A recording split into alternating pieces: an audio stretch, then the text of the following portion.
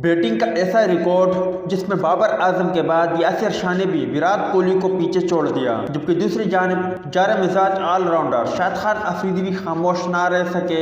आज के ज़ेर नज़र वीडियो में आप भाइयों को इसी बारे में बताएंगे, मगर मज़ीद तफसीलात की तरफ बढ़ने से पहले इस वीडियो को लाइक करें और कमेंट सेक्शन में आप भाई इस अपडेट के मुतालिक अपनी राय के इज़हार ज़रूर करें। विराट कोहली टेस्ट मैचेस की गुज़िश्ता 32 इनिंग्स में कोई सेंचुरी स्कोर ना कर सके हैं, जबकि इस दौरान यासिर शाह ने एक सेंचुरी स्कोर की है। 444 दिन से भारतीय कप्तान विराट कोहली ने टेस्ट मैचेस में कोई सेंचुरी स्कोर नहीं की है। गुज़िश्ता साल बाबर आजम ने सेंचुरी बनाने वाले बल्लेबाजों में विराट कोहली को पीछे छोड़ा और अब यासिर शाह भी सेंचुरी स्कोर करने के मामले में उनसे आगे निकल गए हैं। यासिर शाह ने ऑस्ट्रेलिया के दौरे के दौरान एडिलेड के ग्राउंड में शानदार सेंचुरी स्कोर की थी और 444 दिनों के दौरान 73 बल्लेबाजों में यासिर शाह भी शामिल है।